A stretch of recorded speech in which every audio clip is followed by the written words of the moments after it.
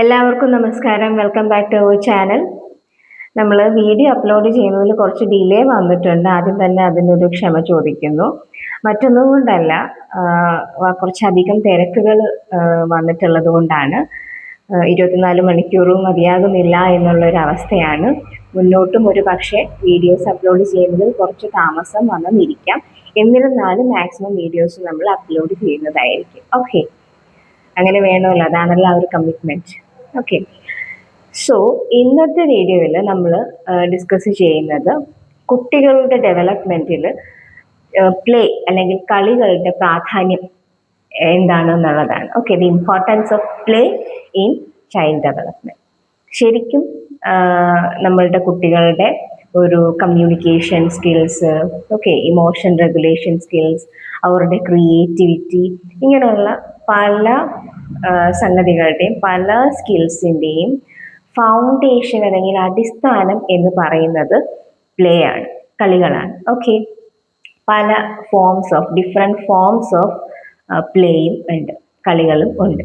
അപ്പോൾ ഈ different forms of play എന്താണ് ആൻഡ് അതുകൊണ്ടുള്ള ഗുണം നമ്മുടെ കുട്ടിക്ക്, അല്ലെങ്കിൽ അത്തരത്തിലുള്ള പ്ലേയിൽ കുട്ടി ഏർപ്പെടുന്നത് വഴി എന്ത് കൈൻഡ് ഓഫ് ഡെവലപ്മെൻ്റ് ആണ് നമ്മളുടെ കുട്ടിയിൽ ഉണ്ടാകേണ്ടത് അല്ലെങ്കിൽ ഉണ്ടാകുന്നത് എന്നുള്ളത് മനസ്സിലാക്കിയിരിക്കേണ്ടത് അത്യാവശ്യമാണ്. ഓരോ പേരൻറ്റും, കുട്ടികളുള്ള ഓരോ പേരൻറ്റും അറിഞ്ഞിരിക്കേണ്ട, മനസ്സിലാക്കിയിരിക്കേണ്ട ഒരു വസ്തുത തന്നെയാണ്.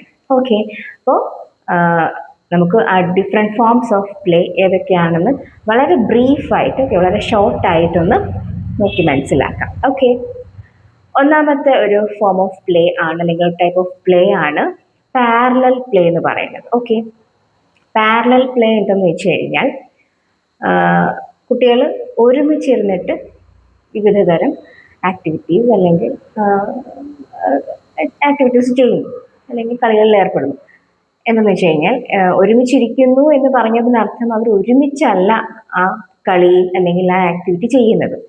കുട്ടികൾ ചിലപ്പം നിരന്നോ അല്ലെങ്കിൽ ഗ്രൂപ്പായിട്ടോ, അല്ലെങ്കിൽ ഇങ്ങനെ ഒരാൾ ഫ്രണ്ടിൽ ഒരാൾ അയാളുടെ നേരെ ഇങ്ങനെ ഫേസ് ടു ഫേസ് ഇരിക്കുന്നുണ്ടാകാം, അല്ലെങ്കിൽ നേരെ ഇരിക്കുന്നുണ്ടാകാം, റൗണ്ടായിട്ട് ഗ്രൂപ്പ് ഇങ്ങനെ റൗണ്ടായിട്ട് ഇരിക്കുന്നുണ്ടാവും, എങ്ങനെയും ഇരിക്കുന്നുണ്ടാവും. പക്ഷേ ഓരോ കുട്ടിയും ഡിഫറെൻ്റ് ആയിട്ടുള്ള അല്ലെങ്കിൽ സെപ്പറേറ്റ് ആയിട്ടാണ് അവരവരുടെ ആക്ടിവിറ്റി ചെയ്യുന്നത്. ചിലപ്പോൾ ഒരു കുട്ടി പടം വരയ്ക്കുകയായിരിക്കാം, മറ്റേ കുട്ടി വരയ്ക്കുകയായിരിക്കാം, ഒരാൾ കളർ ചെയ്യുകയായിരിക്കാം. ഓക്കെ, അതല്ലെങ്കിൽ എല്ലാവർക്കും ഇപ്പോൾ ഡ്രോയിങ് തന്നെ കൊടുത്തെന്നിരിക്കും. പക്ഷെ ഓരോരുത്തരും അവിടെ എന്താണ് ഇൻഡിവിജ്വലായിട്ട് സെപ്പറേറ്റ് ആയിട്ടാണ് പടം വരയ്ക്കുന്നത്. ഇപ്പോൾ ഡോട്ട് ജോയിനിങ് കൊടുത്തു എന്ന് വെച്ചാൽ ഓരോ കുട്ടിക്കും ഡോട്ട് ജോയിനിങ് കൊടുത്തിട്ടുണ്ട്. ഓരോ കുട്ടിയും അവരവർ ചെയ്യുന്ന ആ ആക്ടിവിറ്റി അല്ലെങ്കിൽ പ്ലേയിൽ ഫോക്കസ് ആയിട്ടായിരിക്കും അത് ചെയ്യുന്നത്. കളറിങ് ചെയ്യാനാണ് കൊടുത്തിരുന്നെങ്കിൽ ഓരോ കുട്ടിയും അവർക്ക് കൊടുത്തേക്കുന്ന കളറിങ് ഷീറ്റിലാണ് കളർ ചെയ്യുന്നത്. അവർ ചെയ്യുന്ന ആ ഒരു ആക്ടിവിറ്റിയിൽ അവർ ഫോക്കസ്ഡ് ആയിട്ടായിരിക്കും അവരത് ചെയ്യുന്നത്. ബിൽഡിംഗ് ബ്ലോക്സ് ആണെങ്കിൽ ഓരോ കുട്ടിയും അവരവരുടെ ബിൽഡിംഗ് ബ്ലോക്സിലാണ് ഫോക്കസ് ആയിട്ടുള്ളത്, അവരത് ശ്രദ്ധിച്ചിട്ടായിരിക്കും ചെയ്യുന്നത്. ഓക്കെ, ഇപ്പോൾ ടോയ് കാർ വെച്ച് കളിക്കുകയാണെങ്കിൽ ഓരോ കുട്ടിക്കും ഡിഫറെൻറ്റ് ടോയ് കാർസ് ഉണ്ടാകും. അവരുടെ കയ്യിലിരിക്കുന്ന ടോയ് കാർസ് വെച്ച് അവരതിൽ ഫോക്കസ് ചെയ്തിട്ടായിരിക്കും കളിക്കുന്നത്, അല്ലാതെ ഒരുമിച്ച് അല്ല കളിക്കുന്നത്. ഓക്കെ, ഇതാണ് പാരലൽ പ്ലേ എന്ന് പറയുന്നത്.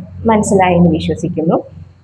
എന്തെങ്കിലും സംശയം ഉണ്ടെങ്കിൽ കമൻറ്റിലൂടെ ചോദിക്കാവുന്നതാണ്. ഓക്കെ, പിന്നെ ഇങ്ങനെ പാരലൽ പ്ലേയിൽ ഏർപ്പെടുന്നത് വഴി എന്ത് കൈൻഡ് ഓഫ് ഡെവലപ്മെൻറ്റിനെയാണ് സഹായിക്കുന്നത് എന്ന് ചോദിച്ചു കഴിഞ്ഞാൽ കുട്ടികളുടെ ഒരു സോഷ്യൽ അവയർനെസ്, അതായത് കുട്ടികൾ അവരവരുടെ കളികളിൽ അല്ലെങ്കിൽ അവരവർ ചെയ്യുന്ന ആക്ടിവിറ്റീസിലാണ് ഫോക്കസ്ഡ് ആയിട്ടിരിക്കുന്നതെങ്കിലും മറ്റു കുട്ടികൾ അല്ലെങ്കിൽ തൻ്റെ സുഹൃത്തുക്കൾ തനിക്ക് ഒപ്പം ഉണ്ട് എന്നുള്ള ഒരു അവയർനെസ് അവർക്കുണ്ട്. ഓക്കെ, സോ ആ ഒരു സോഷ്യൽ അവയർനെസ് ഡെവലപ്പ് ആക്കുന്നതിന് വേണ്ടിയിട്ടും അതുപോലെ തന്നെ മറ്റു കുട്ടികളോടൊപ്പം മിങ്കിൾ ചെയ്ത് ഇരുന്ന് ആക്ടിവിറ്റി ചെയ്യാനായിട്ട് അല്ലെങ്കിൽ കളിക്കാനായിട്ടൊക്കെയുള്ളൊരു കംഫർട്ട്, ഓക്കെ, ആ ഒരു കംഫർട്ട് ലെവൽ ഇതൊക്കെ ഡെവലപ്പ് ആകുന്നത് ഇത്തരത്തിലുള്ള, അതായത് മറ്റു കുട്ടികളോടൊപ്പം പൊരുത്തപ്പെട്ടു പോയി, ഓക്കെ, അവരോടൊപ്പം ഒക്കെ ഇരുന്ന് അങ്ങനെയൊക്കെ കളിക്കാനായിട്ടൊക്കെയുള്ള ഒരു എബിലിറ്റി, ഓക്കെ, ഇതൊക്കെ ഡെവലപ്പ് ആകുന്നത് ഇത്തരത്തിലുള്ളൊരു പാരലൽ പ്ലേയിലൂടെയാണ്. ഓക്കെ, മെയിനായിട്ടും സോഷ്യൽ അവയർനെസ്സും അതേപോലെ തന്നെ മറ്റു കുട്ടികളോടൊപ്പം അത് അവരുടെ പിയേഴ്സിനോടൊപ്പം മിങ്കിൾ ചെയ്ത് ആ ഒരു കംഫർട്ട് മെയിൻറ്റെയിൻ ചെയ്ത് ഓക്കെ അതിനോട് അഡാപ്റ്റ് ചെയ്തൊക്കെ എന്താ പറയുക കളികളിൽ ഏർപ്പെടാനായിട്ടൊക്കെയുള്ള ഒരു എബിലിറ്റി ഈ ഒരു പാരലൽ പ്ലേയിലൂടെ ലഭിക്കുന്നു. ഓക്കെ, മറ്റൊന്നാണ് കോപ്പറേറ്റീവ് പ്ലേ. ഓക്കെ, മറ്റൊരു ഫോം ഓഫ് അല്ലെങ്കിൽ ടൈപ്പ് ഓഫ് പ്ലേ ആണ് കോപ്പറേറ്റീവ് പ്ലേ. കോപ്പറേറ്റീവ് പ്ലേ എന്ന് വെച്ചാൽ എന്താണ്? കുട്ടികൾ ഒരുമിച്ച് കളിക്കുന്നു. ഇവിടെ നമുക്കറിയാവുന്ന കുട്ടികൾ സാധാരണ കളിക്കുന്ന ഇപ്പോൾ എന്താണ് കള്ളനും പോലീസും കളിക്കും അല്ലേ? ഇപ്പോഴത്തെ കുട്ടികൾ കളിക്കുമെന്ന് എനിക്കറിയില്ല. കള്ളനും പോലീസും കളിക്കും. കള്ളനും പോലീസും കളിക്കുമ്പോൾ എന്താണ് അവരുടെ ഒരു ടേൺ ടേക്കിംഗ് ഒക്കെ ഉണ്ടല്ലേ? ഓക്കെ, അടുത്ത പ്രാവശ്യം ഞാൻ കള്ളനാവും, നീ പോലീസാവും. ഓക്കെ, അപ്പോൾ കള്ളനും പോലീസും ഇങ്ങനെ ആരാണ് കള്ളനാകുന്നത് ആരാണ് പോലീസാവുന്ന ഓരോ ഇങ്ങനെ മാറി മാറി വരും. ഓക്കെ, അതേപോലെ തന്നെ ഷെയറിങ് ഉണ്ട് അതിനകത്ത്. അങ്ങനെയൊക്കെയുള്ള അപ്പോൾ ഷെയറിങ്, ടേൺ ടേക്കിംഗ്, ഇങ്ങനെയൊക്കെയുള്ള പല സ്കിൽസും ഈ കോപ്പറേറ്റീവ് പ്ലേയിലുണ്ട്. കോപ്പറേറ്റീവ് പ്ലേ എന്ന് പറയുമ്പോൾ കള്ളനും പോലീസും ഞാൻ എക്സാമ്പിൾ പറഞ്ഞതാണ്. കോപ്പറേറ്റീവ് പ്ലേ എന്ന് പറയുമ്പോൾ ഇതേപോലെ കുട്ടികളെല്ലാം കൂടെ ഒരുമിച്ച് ചേർന്ന് കളിക്കുന്ന പ്ലേ ആണ് കോപ്പറേറ്റീവ് പ്ലേ. അപ്പോൾ ഇതിലൂടെ അവരുടെ social skills, communication skills, okay, ഒരു self control, emotion regulation, self control, ഇങ്ങനെയുള്ള സ്കിൽസ് എല്ലാം ഡെവലപ്പ് ആകുന്നത് ഇത്തരത്തിലുള്ള കോപ്പറേറ്റീവ് പ്ലേയിലൂടെയാണ്. ഓക്കെ, മറ്റൊരു ഫോം ഓഫ് അല്ലെങ്കിൽ മറ്റൊരു ടൈപ്പ് ഓഫ് പ്ലേ ആണ് സെൻസറി പ്ലേ എന്ന് പറയുന്നത്.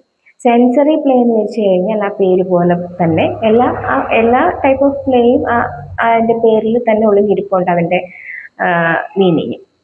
സെൻസറി പ്ലേ എന്ന് പറയുമ്പോൾ മെയിനായിട്ട് ഇന്ദ്രിയങ്ങളെ സ്റ്റിമുലേറ്റ് ചെയ്തുകൊണ്ടുള്ള പ്ലേ, ടച്ച്, മൂവ്മെൻറ്റ്, അതേപോലെ എന്താണ് വിഷ്വൽ, ഓഡിറ്ററി ആയിട്ടുള്ളത്, ഇങ്ങനെ എല്ലാ ഇന്ദ്രിയങ്ങളെയും സ്റ്റിമുലേറ്റ് ചെയ്തുകൊണ്ടുള്ള ഒരു കൈൻഡ് ഓഫ് അപ്പം ഈ കാഴ്ച, കേൾവി, ഓക്കെ, ത്വക്ക്, അങ്ങനെ മാത്രമല്ല അല്ലാതുള്ള കൈനസ്തെറ്റിക് ആയിട്ടുള്ള body movement, body awareness, physical awareness, ഇതെല്ലാം ഈ കൈൻഡ് ഓഫ് എല്ലാ ഇന്ദ്രിയങ്ങളെയും ഏകോപിപ്പിച്ചുകൊണ്ടുള്ള അല്ലെങ്കിൽ അതിനെല്ലാം സ്റ്റിമുലേറ്റ് ചെയ്യാൻ സഹായിക്കുന്ന കൈൻഡ് ഓഫ് പ്ലേ ആണ് സെൻസറി പ്ലേ എന്ന് പറയുന്നത്.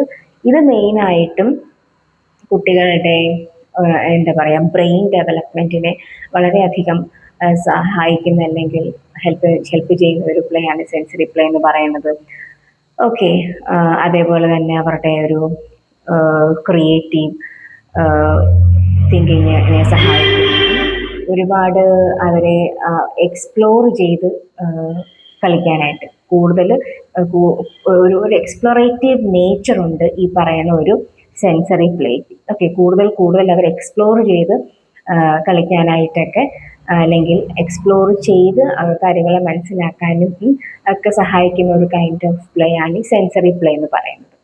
ഓക്കെ, വളരെയധികം ബ്രെയിൻ ഡെവലപ്മെൻറ്റിനെ സഹായിക്കുന്ന ഒരു കൈൻഡ് ഓഫ് പ്ലേയും കൂടെയാണ് sensory play. And the last one is pretend play, ഇമാജിനേഷൻ്റെ തുടക്കം. ഓക്കെ, പ്രിറ്റൻഡ് പ്ലേ പണ്ട് നമ്മൾ കളിക്കൂലേ ടീച്ചറും കുട്ടിയും, അതൻ പ്രിറ്റൻഡ് പ്ലേ. കുട്ടികൾ അങ്ങനെയൊക്കെ കളിക്കും അല്ലേ, ടീച്ചറും കുട്ടിയും, പിന്നെ എന്താണ് ഡോക്ടർ പേഷ്യൻ്റ്, പിന്നെ അടുക്കളയിൽ അമ്മ കുട്ടി, ഷോപ്പ് കീപ്പറായിട്ട് അവർക്ക് ചുറ്റും അവർക്ക് പരിചയമുള്ള എല്ലാ ഇതും വെച്ചിട്ട് അവർ പ്രിറ്റൻഡ് ചെയ്ത് കളിക്കും. അവിടെ ശരിക്കും ഇമാജിനേഷൻ, ക്രിയേറ്റിവിറ്റി, ഇമോഷണൽ അണ്ടർസ്റ്റാൻഡിങ്, ഒക്കെ മറ്റുള്ളവരുടെ ഇമോഷൻസിനെ മനസ്സിലാക്കുക, ഇമോഷണൽ അണ്ടർസ്റ്റാൻഡിങ്. അപ്പോൾ മെയിനായിട്ട് ഇമാജിനേഷൻ്റെ ഒക്കെ ഒരു ഫൗണ്ടേഷൻ എന്ന് പറയുന്നത് പ്രിറ്റൻഡ് പ്ലേ ആണ്. അപ്പോൾ ഇന്ന് ഇപ്പോൾ മാർക്കറ്റിലൊക്കെ അവൈലബിളുമാണ് ഈ പ്രിറ്റൻഡ് പ്ലേക്ക് സഹായിക്കുന്ന. പണ്ട് കുട്ടികൾ നമ്മളുടെ വളരെ സ്വാഭാവികമായിട്ട് നമ്മളുടെ ചുറ്റുവട്ടത്ത് അവരുടെ ഒരു എൻവയോൺമെൻറ്റിൽ നിന്നുള്ള വെച്ചിട്ടാണ് അവർ കളിച്ചിരുന്നെങ്കിൽ ഇന്ന് നമുക്ക് മാർക്കറ്റിൽ അതൊക്കെ അവൈലബിൾ ആണ്.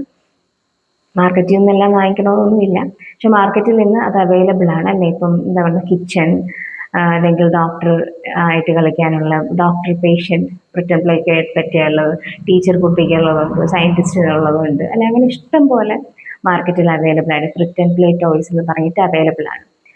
അപ്പോൾ ഈ പ്രിറ്റൻ പ്ലേ മെയിനായിട്ടും ഇമാജിനേഷൻ്റെ ഒരു ഫൗണ്ടേഷനാണ്. അതുകൊണ്ട് ഇമോഷണൽ അണ്ടർസ്റ്റാൻഡിങ് ഒക്കെ കുട്ടികൾക്ക് ഡെവലപ്പ് ആകാനായിട്ട് പ്രിറ്റൻ പ്ലേ അത്യാവശ്യമാണ്. ചുരുക്കി പറഞ്ഞ മനസ്സിലാക്കേണ്ടത് എന്തെന്ന് വെച്ച് കഴിഞ്ഞാൽ, ഈ പറഞ്ഞ എല്ലാ ഫോംസ് അല്ലെങ്കിൽ എല്ലാ ടൈപ്സ് ഓഫ് പ്ലേയിലൂടെയും നമ്മുടെ കുട്ടികൾ കടന്നു പോകുന്നുണ്ട്, അല്ലെങ്കിൽ ഈ എല്ലാ ഫോംസ് ഓഫ് പ്ലേയിലും ഏർപ്പെടാനായിട്ടുള്ള ഒരു സൗകര്യം അവർക്ക് ഉണ്ട് എന്നുള്ളത് നമ്മൾ ഉറപ്പുവരുത്തുക. കാരണം ഇതെല്ലാം വളരെ ഇമ്പോർട്ടൻ്റ് ആണ്. ഈ എല്ലാ പ്ലേയും നമ്മുടെ കുട്ടികളുടെ ഹോളിസ്റ്റിക് ആയിട്ടുള്ള ഒരു ഡെവലപ്മെൻറ്റിനെ സഹായിക്കുന്ന ഒന്നാണ്. അപ്പോൾ നമ്മുടെ കുട്ടികൾ നന്നായിട്ട് തന്നെ കളിച്ച് അറിഞ്ഞ് വളരാനായിട്ട് ഉള്ളൊരു ഇടം നമുക്ക് ബോധപൂർവം ഒരുക്കി കൊടുക്കാം. ഓക്കെ, അപ്പോൾ ഇന്നത്തെ വീഡിയോ നിങ്ങൾക്ക് യൂസ്ഫുൾ ആയിട്ടുണ്ടെങ്കിൽ, മനസ്സിലായിട്ടുണ്ടെങ്കിൽ ഉറപ്പായിട്ടും ലൈക്ക് ചെയ്യുക, മറ്റുള്ളവരിലേക്ക് പങ്കിടുക, സജഷൻസ് കമൻറ്റ് ചെയ്യുക. ഓക്കെ, പുതിയതായിട്ട് ചാനൽ കാണുന്നവർ സബ്സ്ക്രൈബ് ചെയ്യുക. ഓക്കെ, ഇനിയും പുതിയ വീഡിയോസുമായിട്ട് ഇത്തിരി വൈകിയാണെങ്കിലും ഞാൻ എത്തുന്നതായിരിക്കും. ഓക്കെ, വീഡിയോ അപ്ലോഡ് ചെയ്യുന്നതായിരിക്കും. So thank you so much. So എല്ലാവരും സന്തോഷത്തോടെ സമാധാനത്തോടെ ഇരിക്കുക. Take care. Thank you.